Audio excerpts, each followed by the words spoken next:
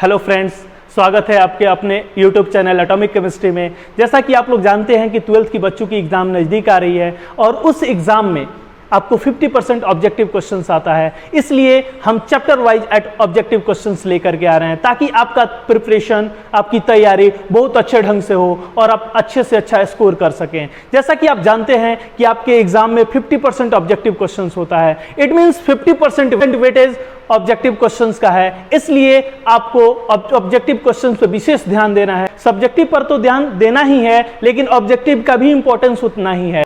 आपके एग्जाम में 70 objective questions आएगा। क्वेश्चंस के लिए आपको चैप्टर वाइज ऑब्जेक्टिव क्वेश्चंस लेकर के आ रहे हैं, जिसको आप तैयारी कर सकते हैं, अच्छे ढंग से तैयारी कर सकते हैं और एग्जाम में अच्छा से अच्छा स्कोर कर सकते हैं। फर्स्ट चैप्टर यानी सॉलिड स्टेट का कुछ इंपॉर्टेंट ऑब्जेक्टिव क्वेश्चंस लेकर के आए हैं। अगर इस ऑब्जेक्टिव क्वेश्चंस को आप ध्यान रखते हैं तो एग्जाम में ज्यादा से ज्यादा क्वेश्चंस कर सकते हैं, इसलिए चैप्टर वाइज आपको ऑब्जेक्टिव क्वेश्चंस लेकर के आएंगे। आप चैप्टर वाइज ऑब्जेक्टिव क्वेश्चंस को ध्यान में रखिएगा। आइए शुरू करते हैं सॉलिड स्टेट का ऑब्जेक्टिव क्वेश्चंस का। जैसे पहला ही क्वेश्चन है, निम्नलिखित में से कौन सा अक्रिस्टलीय ठोस का उदाहरण है? निम्नलिखित में से कौन सा अक्रिस्टलीय ठोस का उदाहरण है? जैसा कि आप जानते हैं कि दो प्रकार का ठोस पाया जाता है, क्रिस्टलीय ठोस और अक्रिस्टलीय ठोस। पूछा जा रहा है कौन सा अक्रिस्टलीय ठोस है, तो आपको एग्जाम्पल थोड़ा सा याद करके रखिएगा। जैसे ऑप्शन दिया है NaCl, जिंक सल्फाइड, कांच, सिलिकॉन कार्बाइड, ये आपको दिया हुआ है। इसमें सही आंसर क्या है? कांच है। आपको थोड़ा सा याद रखना होगा कि अक्रिस्टलीय ठोस कौन कौन होता है। ज्यादा याद मत रखिए, दो ही ऑप्शन याद रखिए, दो ही आपको एग्जांपल याद रखिए। हमेशा आपको ऑप्शन में वही रहेगा, जैसे रबड़ है और कांच है, रबड़ और ग्लास, ये दो ऑप्शन आपको याद करके रखना है। हमेशा ऑप्शन में यही रहेगा, रबड़ रहेगा या ग्लास रहेगा, इसलिए आप इन दोनों ऑप्शन पे विशेष ध्यान दीजिएगा। चलिए, अक्रिस्टलीय ठोस कौन है बाबू? आपका कांच है। कांच यहां पर ऑप्शन में दिया है, कहीं कहीं रबड़ दिया हो सकता है, तो ये दोनों को आप विशेष ध्यान रखिएगा। चलिए अगला क्वेश्चन देखते हैं। दिया है बेरवेदार ठोस का उदाहरण है। कौन बेरवेदार ठोस है? यानी वही क्रिस्टलीय ठोस और अक्रिस्टलीय ठोस। क्रिस्टलीय ठोस आपको रवेदार ठोस कहते हैं और क्रिस्टलीय ठोस को बेरवेदार ठोस कहते हैं। जैसे ऑप्शन यहां पर दिया है हीरा, ग्रेफाइट, नमक और रबड़। कौन है बाबू? अभी आपको बताया गया है कि अक्रिस्टलीय ठोस कौन होता है? रबड़ होता है, कांच होता है। दोनों को आप याद करके रखिए। तो देखिए, एक क्वेश्चन में क्या था, आपको कांच दिया हुआ था, दूसरे में क्या दिया हुआ है? रबड़ दिया हुआ है। ये क्वेश्चन, सभी क्वेश्चंस आपको अप्रोक्सीमेट सब जितने सारे क्वेश्चंस होंगे सब एग्जाम्स में पूछा हुआ है। जैसे देखिए 2021 के क्वेश्चंस में ये पूछा हुआ था, पीछे वाला था वो भी आपको रिपीटेड क्वेश्चंस था, वो भी आपके बोर्ड से एग्जाम में पूछ चुका है। आइए नेक्स्ट क्वेश्चन देखते हैं। दोनों क्वेश्चन आपको याद रहेगा। अक्रिस्टलीय ठोस को ही बेरवेदार ठोस कहते हैं। अक्रिस्टलीय ठोस कौन कौन होता है? रबड़ होता है, कांच होता है। ऐसा नहीं है कि यही दोनों होता है, और भी होता है, लेकिन आप इन दोनों को याद रखेंगे इसलिए क्योंकि ये दोनों बार बार आपसे पूछा जा सकता है। आइए नेक्स्ट क्वेश्चन देखते हैं। निम्नलिखित में से कौन सा ऑक्साइड लौह चुंबकत्व प्रदर्शित करता है? यानी कौन सा लौह चुंबकीय पदार्थ के जैसा गुण प्रदर्शित करता है? आपको बताया गया है अनुचुंबकीय पदार्थ जो चुंबक की ओर आकर्षित होता है, प्रतिचुंबकीय पदार्थ जो चुंबक से विकर्षित होता है, और लौह चुंबकीय पदार्थ जो चुंबक की ओर आकर्षित तो होता है लेकिन बहुत तेजी से आकर्षित होता है। वही पूछा जा रहा है कि कौन सा लौह चुंबकत्व प्रदर्शित करता है? तो बाबू इसका आंसर कौन होगा? क्रोमियम का ऑक्साइड। क्रोमियम का ऑक्साइड लौह चुंबकत्व प्रदर्शित करता है, लौह चुंबकीय पदार्थ के जैसा गुण प्रदर्शित करता है। आइए देखते हैं नेक्स्ट क्वेश्चन। क्रिस्टल कितने प्रकार का होता है? जैसे क्रिस्टलीय ठोस और अक्रिस्टलीय ठोस की बात कर रहे हैं। क्रिस्टलीय ठोस कितने प्रकार की होती है? क्रिस्टलीय ठोस कितने प्रकार का होता है बाबू? 4 प्रकार का। कौन कौन? आयनिक ठोस, सहसंयोजी ठोस, आणविक ठोस और धात्विक ठोस। कितने प्रकार का क्रिस्टलीय ठोस होगा? यानी क्रिस्टल ठोस कितने प्रकार का होगा? 4 प्रकार का। कौन कौन? आपको पता है कौन कौन? आयनिक ठोस, धात्विक ठोस, सहसंयोजी ठोस और आणविक ठोस। आइए देखते हैं अगला क्वेश्चन। रवेदार ठोस है, इनमें से कौन सा रवेदार ठोस है? देखिए फिर आ गया क्रिस्टलीय ठोस और अक्रिस्टलीय ठोस। हमने क्या कहा था? क्रिस्टलीय ठोस और अक्रिस्टलीय ठोस, यानी रवेदार ठोस और बेरवेदार ठोस। यहां पूछा जा रहा है रवेदार ठोस कौन है? जैसे हीरा, कांच, रबड़, इनमें से कोई नहीं। अभी आपको बताए हैं कि अक्रिस्टलीय ठोस कौन कौन याद रखना है? कांच याद रखना है, रबड़ याद रखना है। दोनों कौन सा है? अक्रिस्टल। ये तो क्रिस्टल, ये है कौन? हीरा। आप इसको आसानी से टिक कर सकते हैं। आइए देखते हैं अगला क्वेश्चन। क्वेश्चन दिया है मूल क्रिस्टल तंत्रों की संख्या होती है। मूल क्रिस्टल तंत्र, बेसिक क्रिस्टल सिस्टम कितने प्रकार का होता है? तो बाबू बेसिक क्रिस्टल सिस्टम 7 प्रकार का होता है। आपको पता होगा 7 प्रकार का, cubic, tetragonal, orthorhombic, rhombohedral, hexagonal, monoclinic और ट्राइक्लिनिक। ये 7 प्रकार का आपको बताया गया था। 7 प्रकार का मूल क्रिस्टल सिस्टम होता है। ऑप्शन दिया हुआ है 4, 7, 14 और 8। कितने प्रकार का है बाबू? 7 प्रकार का। लेकिन कभी कभी पूछेगा मूल क्रिस्टल तंत्र की संख्या हो सकती है, संभावना पूछेगा। तो बाबू जब संभावना पूछेगा ना तो आंसर कितना होगा? 14। ये जो 7 प्रकार का है, सातों को अलग अलग ढंग से बनाया जा सकता है। तो संभव कितने प्रकार का है? तो संभव तो बाबू 14 प्रकार का है, लेकिन होता कितने प्रकार का है? तो 7 प्रकार का। जब कहेगा होता है तो कितना प्रकार कहिएगा?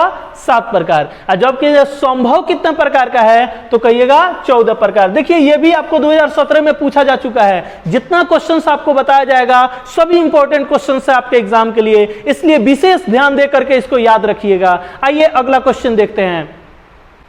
एक धातु को रावाकरण हेक्सागोनल क्लोज पैकिंग में है। कोई धातु है जो HCP संरचना बनाया है, हेक्सागोनल संरचना में है, तो उस धातु की कोऑर्डिनेशन नंबर कितनी होगी? आपको बताए थे कि CCP हो या HCP हो, CCP हो या HCP हो, उसकी कोऑर्डिनेशन नंबर कितनी होती है? 12 होती है। तो याद कितना रखेंगे? 12।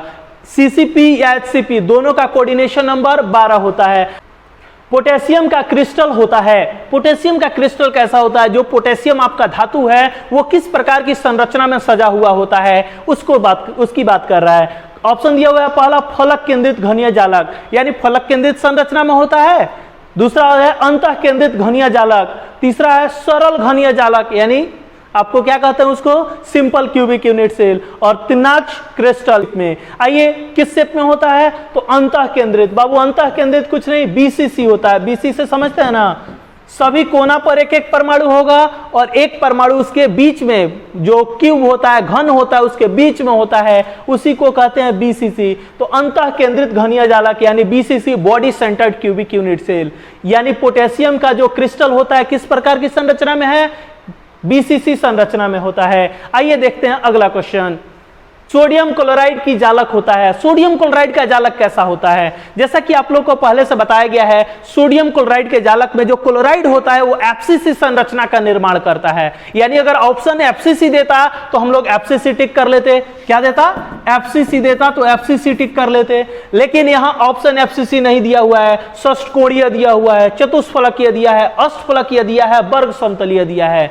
अगर हम इसकी चर्चा करें पूरी संरचना की तो क्लोरीन जो होता है FCC संरचना बनाता है और सोडियम उसके सभी अष्टफलकीय रिक्ति में उपस्थित रहता है। यानी कैसे रिक्ति में होता है?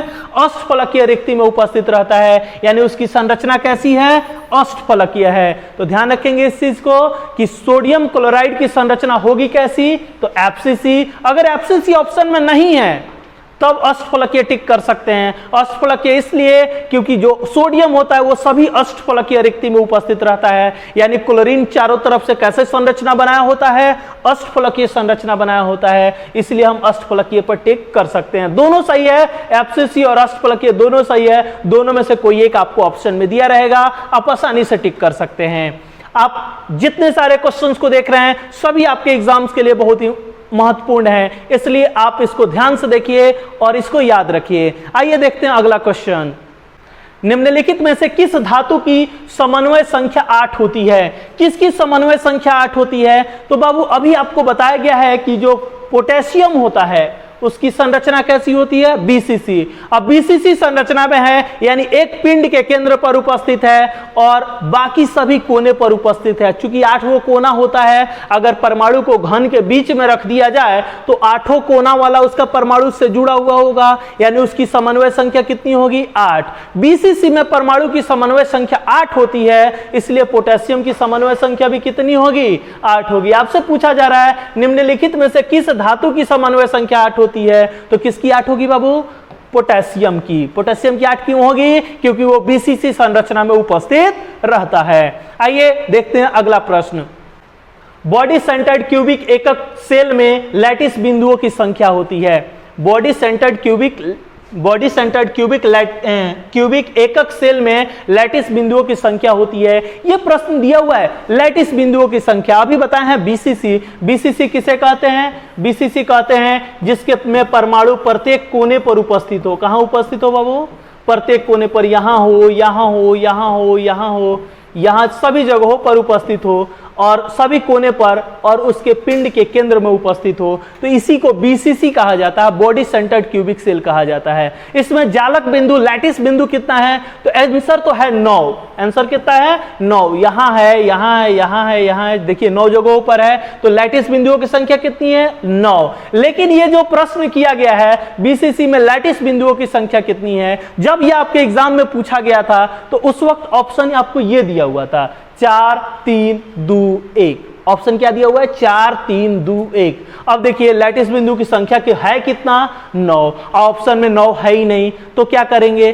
तो एक चीज ध्यान रखिएगा, कभी कभी ये अपना IQ लगाना पड़ता है, अपना दिमाग लगाइए और इस क्वेश्चन को अपने ढंग से करेक्ट करके बना दीजिए। जैसे बीसीसी में बीसीसी एकक सेल में लैटिस बिंदुओं की संख्या कितनी है? तो लैटिस बिंदुओं की संख्या बाबू 9 है। 9 जगह पे परमाणु उपस्थित रहता है, लेकिन उसमें परमाणु की संख्या यानी बिंदु की संख्या, अगर पूरा का पूरा बिंदु देखिएगा, पूरा का पूरा गोला देखिएगा, तो वो 2 होता है। एक कोना से 1/8 बताया गया था जब आप लोग को पढ़ा रहे थे, तब एक कोना से 1/8, तो पूरा 8 मिला के एगो बीच में कयगो हुआ? 2। कयगो हुआ बाबू? 2। इसलिए टिक कितना कीजिएगा? 2। सही आंसर कितना होना चाहिए? 9, लेकिन है कितना? 2। ये ध्यान रखेंगे थोड़ा सा। कभी कभी ऐसा क्वेश्चन आपको दे दिया जाएगा कि जालक एकक कोशिका सेल में लैटिस बिंदुओं की संख्या कितनी होती है। तो लैटिस बिंदु कहते हैं जहां जहां परमाणु अणु या आयन उपस्थित रहता है उसको लैटिस बिंदु कहते हैं। और लैटिस बिंदु आप इसमें देख सकते हैं टोटल 9 जगहों पर है। यह लैटिस बिंदुओं की संख्या कितनी है? 9। कोई दिक्कत? लेकिन आंसर यहां पर कितना टिक कीजिएगा? 2। क्यों 2 टिक कीजिएगा? क्योंकि 9 तो ऑप्शन में है ही नहीं है। अब बीसीसी में परमाणु की संख्या कितनी होती है? 2, इसलिए हमने 2 पर टिक करने के लिए आपको बताया।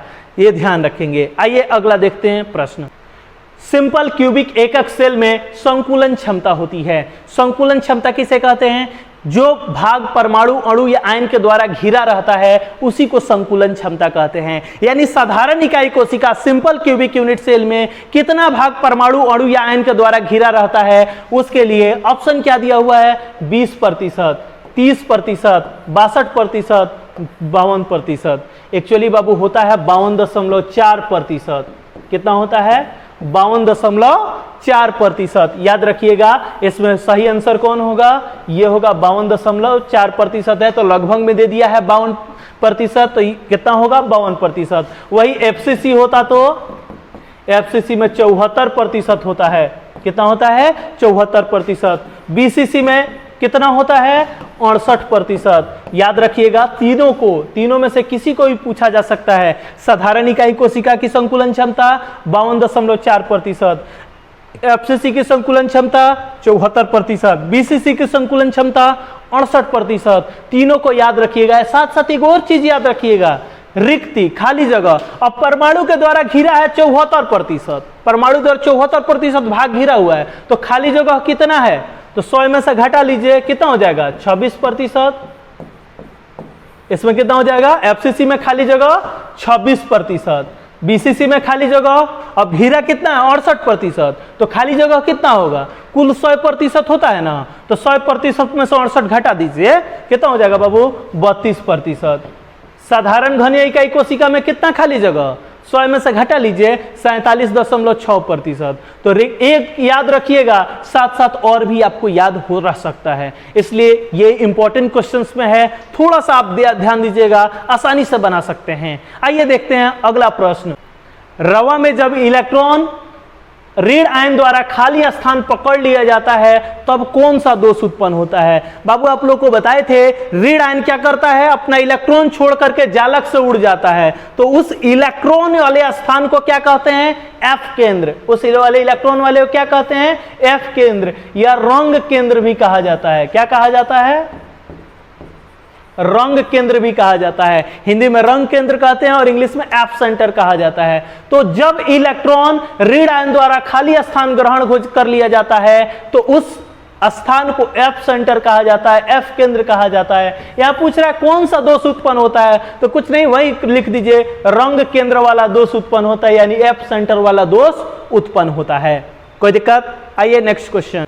एचसीपी इकाई कोशिका में या एचसीपी इकाई सेल में परमाणु की संख्या होती है। एचसीपी में बाबू परमाणु की संख्या कितनी होती है? बीसीसी में जैसा बताए हैं 2 होती है, एफसीसी में परमाणु 4 होती है और आपको साधारण इकाई कोशिका में 1 होती है।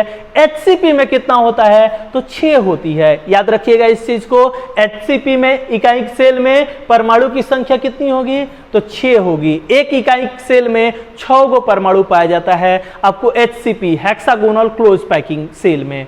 आइए अगला प्रश्न देखते हैं। निम्नलिखित में कौन सा गुण क्रिस्टलीय ठोस पदार्थ का नहीं है? इनमें से पूछ रहा है नहीं है, कौन सा गुण क्रिस्टलीय ठोस पदार्थ का नहीं है?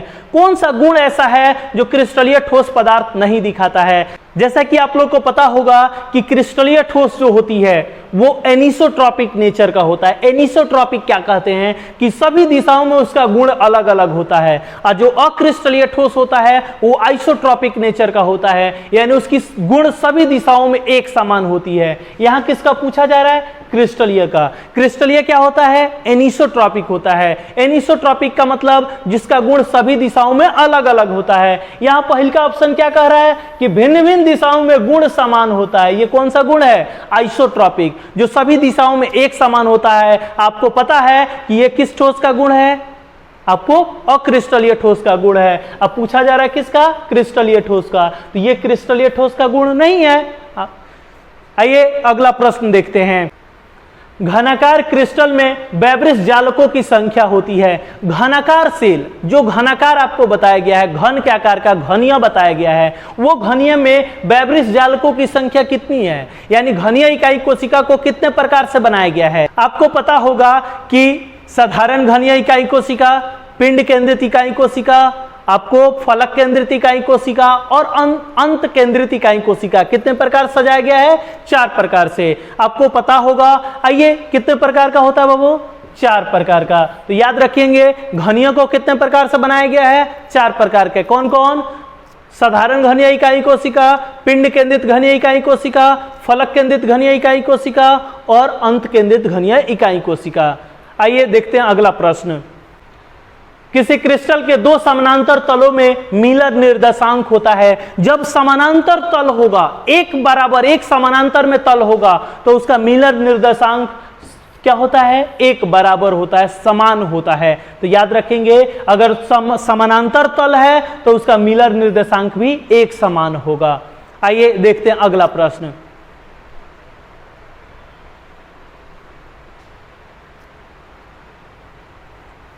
निम्नलिखित में से कौन सा जोड़ा क्रमशः चतुष्फलकीय वॉइड तथा अष्टफलकीय वॉइड में होता है? यानी किसमें परमाणु को चतुष्फलकीय वॉइड में रखा गया होता है और अष्टफलकीय वॉइड में रखा गया होता है? तो ये आपको पता होगा एचसीपी में, एचसीपी की जो सजावट होती है उसमें परमाणुओं को चतुष्फलकीय वॉइड में रखा जाता है, जबकि सीसीपी की जो सजावट होती है वो अष्टफलकीय वॉइड में रखा जाता है। अतः इसकी सही ऑप्शन क्या होगा? एचसीपी और सीसीपी, यानी क्रमशः चतुष्फलकीय और अष्टफलकीय में कौन कौन होगा?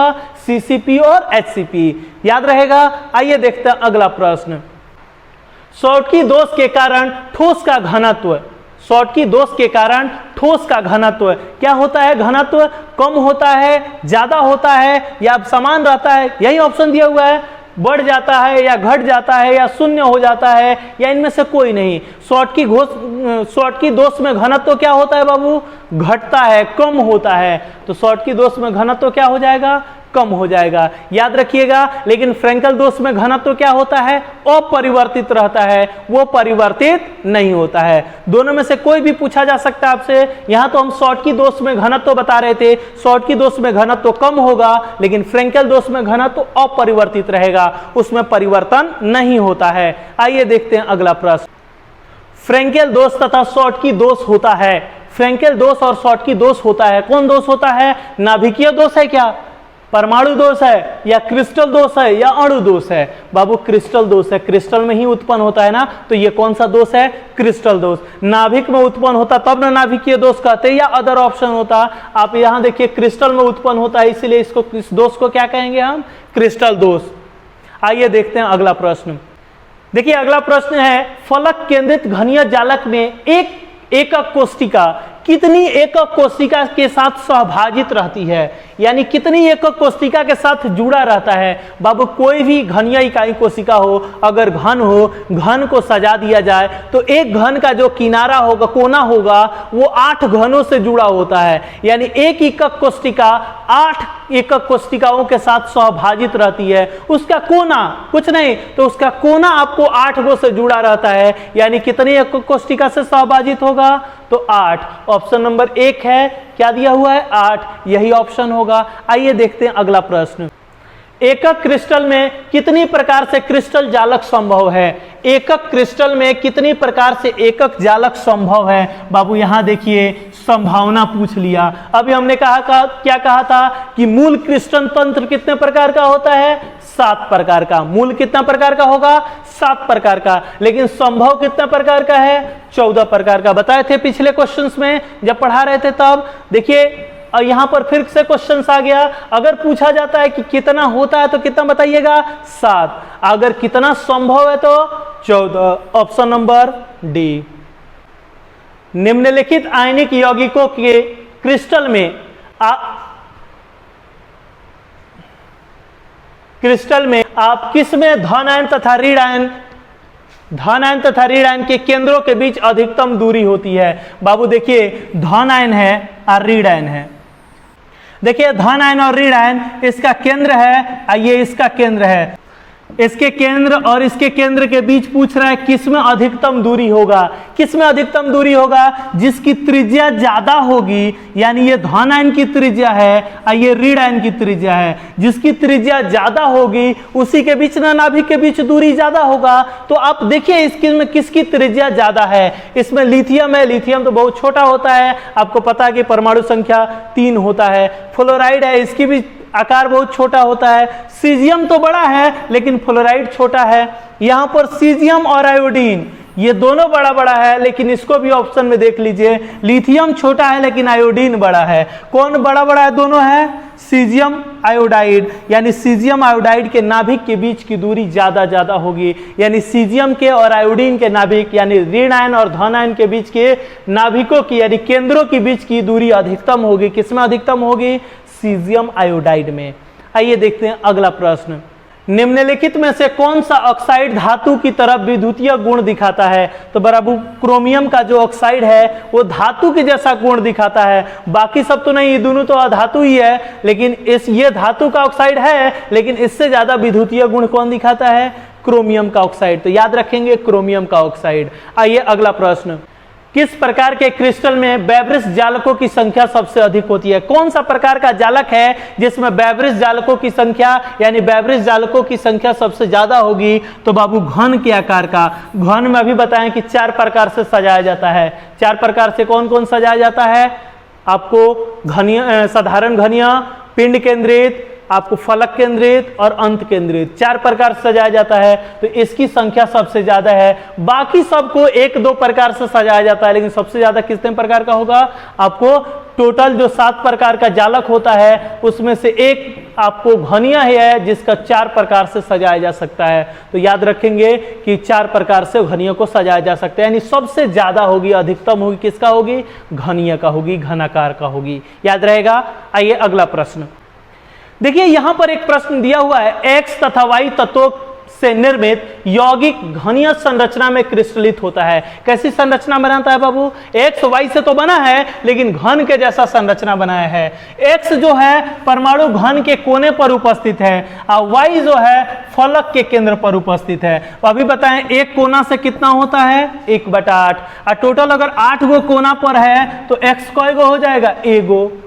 अब फलक पर 1/2 होता है, जैसा आप जानते होंगे कोना पर 1/8 होता है, अब फलक पे कितना होता है? 1/2। अब कई गो फलक है? तो 6 गो। और चूंकि वाई फलक के केंद्र पर है तो कई गो हो जाएगा?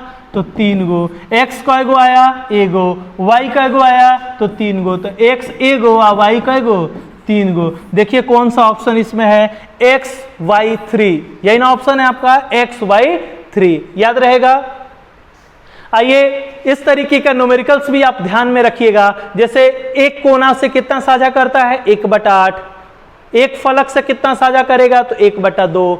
एक किनारे से कितना साझा करेगा? तो 1/4। अगर पिंड के केंद्र में रखा जाए तो कितना साझा करेगा? तो कुल का कुल 1 होता है। तो इसको याद रखेंगे और इसके आधार पर आप प्रश्न बनाते रहेंगे। जैसे आप चैप्टर में पढ़े भी होंगे, इसके ऊपर बहुत सारा क्वेश्चंस आपको दिया जाता है।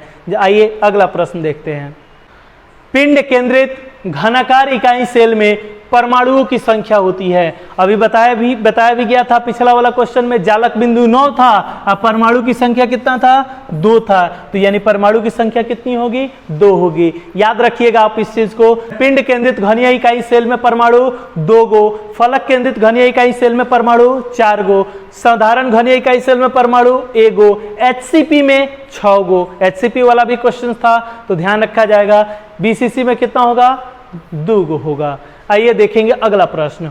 ट्रांजिस्टर के सेटों के निर्माण में प्रयुक्त होने वाला तत्व है। ट्रांजिस्टर किस चीज का बनाया जाता है? ट्रांजिस्टर जो बनाया जाता है ना, वो आपको अर्धचालक का बनाया जाता है। और यहां पर ऑप्शन देखिए, एल्युमिनियम है, एल्युमिनियम चालक होता है। कॉपर है, ये भी चालक है। जिंक है, ये भी धातु है, ये भी चालक होता है। और सिलिकॉन, यही अर्धचालक होता है। सिलिकॉन में हम लोग बोरॉन या आर्सेनिक मिला करके N प्रकार या P प्रकार अर्धचालक बनाते हैं। उसी अर्धचालक का उपयोग हम लोग ट्रांजिस्टर बनाने में किया जाता है। कोई दिक्कत? तो याद रखिएगा ट्रांजिस्टर में किसका उपयोग करेंगे? अर्धचालक का। अर्धचालक किसका बना होगा? सिलिकॉन का। और भी सिलिकॉन में मिलाया जाता है, बोरन को मिलाया जाता है या आर्सेनिक को मिलाया जाता है। जब बोरन मिलाइएगा तो P प्रकार अर्धचालक मिलेगा। यानी अगर कह ले P प्रकार अर्धचालक कब बनेगा? जब सिलिकॉन में बोरन मिलाएंगे तब बनेगा। और N प्रकार अर्धचालक कब बनेगा? जब आर्सेनिक मिलाएंगे तब बनेगा। जब इलेक्ट्रॉन ज्यादा वाला मिलाते हैं तो N प्रकार अर्धचालक बनता है, अगर इलेक्ट्रॉन कम वाला मिलाते हैं तो P प्रकार अर्धचालक बनता है। तो ये भी आपसे कभी कभी क्वेश्चन पूछा जाएगा कि P प्रकार अर्धचालक कब बनेगा? जब सिलिकॉन में हम लोग बोरन मिलाएंगे तब, इलेक्ट्रॉन कम वाला मिलाएंगे तब। N प्रकार अर्धचालक कब बनेगा? जब सिलिकॉन में इलेक्ट्रॉन ज्यादा वाला यानी आर्सेनिक मिला देंगे तब। तो याद रखेंगे इस चीज को। आइए देखते हैं अगला प्रश्न। सीजियम क्लोराइड की क्रिस्टल की संरचना होती है। सीजियम क्लोराइड की क्रिस्टल की संरचना होती है BCC। इसमें क्लोराइड जो होता है इच कॉर्नर सभी कोना पर होगा और सीजियम जो होता है बॉडी सेंटर पे होता है। यानी दोनों मिला के संरचना कैसा हो जाएगा? BCC। यानी सीजियम क्लोराइड की संरचना कैसी होगी? BCC। NaCl की संरचना कैसी होगी? FCC। याद रखिएगा इस चीज को। आइए अगला प्रश्न देखिए। प्रश्न है, निम्नलिखित में से कौन बेरवेदार ठोस है? निम्नलिखित में से कौन बेरवेदार ठोस है? या एक बार ऐसे ही पूछा है, निम्नलिखित में से कौन अक्रिस्टलीय ठोस है? यानी क्रिस्टलीय ठोस और बेरवेदार ठोस। अब एक साल 2017 में पूछा है बेरवेदार ठोस और 2019 में पूछा है अक्रिस्टलीय ठोस। तो दोनों में से कोई वर्ड दे सकता है, आप इसको याद रखेंगे। अभी बताए भी थे अक्रिस्टलीय ठोस कौन कौन याद रखेंगे? रबड़ याद रखेंगे और किसको याद रखेंगे? ग्लास को याद रखेंगे। देख लीजिए इसमें ग्लास कहाँ है, सब इंग्लिश में लिखा हुआ है। क्या है? Graphite, chrome alum, quartz glass. Glass दिया है ना, तो ग्लास आपका क्या होगा? अक्रिस्टलीय ठोस होगा। याद रखेंगे इस चीज को। देखिए अभी आपको इस चैप्टर से हमने 30 क्वेश्चन बताया, 300 एकदम इंपॉर्टेंट क्वेश्चंस है। आप 300 को याद रखिएगा। 300 को याद रखिएगा तो अच्छा से अच्छा आप मार्क्स ला सकते हैं। आइए अगले क्लास में हम लोग दूसरे चैप्टर का सॉल्यूशन का ऑब्जेक्टिव लेकर के आएंगे, उसका भी कुछ ऑब्जेक्टिव लेकर के आ जाएगा और आप उस चीज को याद रखेंगे। हर चैप्टर का चैप्टर वाइज आपको अपने YouTube चैनल एटॉमिक केमिस्ट्री पे आएगा, इसलिए इस चैनल को सब्सक्राइब कर लें। अच्छा लगे तो अपने दोस्तों के साथ शेयर करें और लाइक करना ना भूलें। Thank you.